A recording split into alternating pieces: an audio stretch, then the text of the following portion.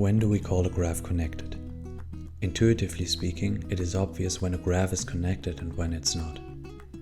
However, in mathematical terms, a graph is said to be connected if every pair of vertices of the graph is connected by a path. You get the idea. If you take a closer look, you can see that the disconnected graph consists of two components that are themselves connected again. We call these components connected components. But enough of that, let's get our hands dirty and see how we can apply this concept using Python. So first we import the Python package NetworkX. We then create an undirected graph and plot it.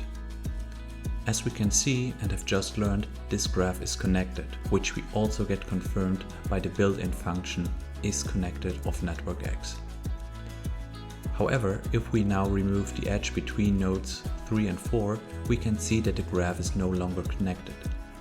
So we want the function to return false, which it also does. With edge 3, 4 being removed, we now have a graph that consists of two connected components.